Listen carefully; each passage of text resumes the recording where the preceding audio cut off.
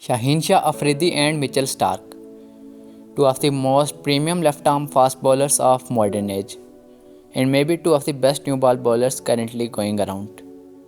Have you ever wondered why there's a big difference in their pace? Stark's average pace is 145 km per hour, and that too in the later part of his career. And on the other hand, Shaheen usually operates at 135. There's a 10 km per hour difference between the average speeds of two left armers. But the reason for this is a bit more complex than you would have thought. And that's the minor differences in their biomechanics I'm going to talk about. Shaheen's run-up speed is 26 km per hour as he approaches the crease. And in his bowling stride, his arm speed goes up to 80 km per hour, followed by a wrist snap of 55 km per hour. All these biomechanics combine and result in a release speed of 136 km per hour delivery. On the other hand, Stark runs at 26 km per hour too, same as Shaheen, and his arm speed is 81 km per hour, again not very different from Shaheen.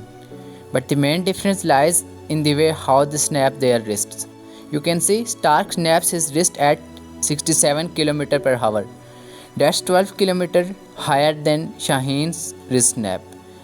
This brilliant wrist snap results in a missile-like delivery launched at 148 km per hour.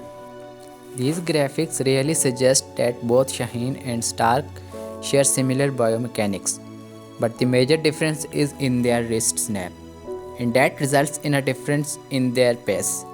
I'm not saying their pace difference is entirely due to their wrist snaps, but it is a key biomechanic thing Shaheen can definitely work on.